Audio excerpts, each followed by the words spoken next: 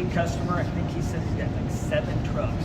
Or like 7 Kelderman trucks. Yeah, he's got a fleet of trucks. He does disaster relief all over the country. They got these things, obviously, forest fires, floods, hurricanes, tornadoes, wind damage. These guys have been really busy the last couple of years. So for the front bumper on this, we went with our Alpha winch model. We've got our rigid LEDs in the corners here. We have a 16.5 Warren winch. Since we did some matte up here on the logo, we decided to go with matte here on the bumper. So what's cool, and we also got our big monster hooks here in case you need to pull anything out. What we have is our rigids are hooked up to a switch pro inside the cab, and you can set that to strobe. So at night when they're working on stuff, you got these front strobes going, get your back tube going.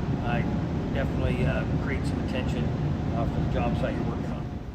Another new product that we're coming out with is this little bracket. It's actually 3D printed plastic that allows us to put our switch pro up top here.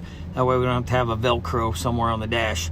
But what's really cool is, driving down the road, easily just hit this. He's got his rock lights under here, rear lights, your spot driving. Then when you download your app, you can hit these on your app, make them strobe, or you can also dim them down to where you have an on-road setting, so you can still run your lights, but they're all way dimmer. And then you get off-road, you can hit another button, and boom, they all go full brightness. But this little bracket's really cool. That texture here that matches this texture. A really high-quality product. You'll see these for sale on our website pretty quick. So the front suspension, we did the chrome accents on the gloss black parts. And as you can see, we've got our Raptor Kelderman shocks that gives you a fantastic ride on this truck. And then you can see our radius arms. We went with the chrome on the back side of it. So really makes it pop. And then you can see here, this is our linkage for our sensor on our airlift 3H control. The rear suspension on this is our 4-link.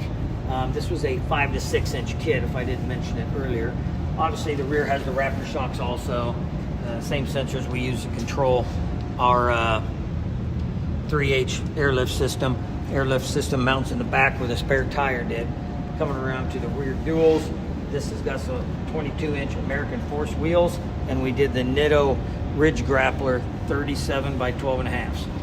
We've got together with our painter and we did the smoke on the outside of the taillight, and then on the center part we did a matte clear, which matches up with the center section where it's matte gloss.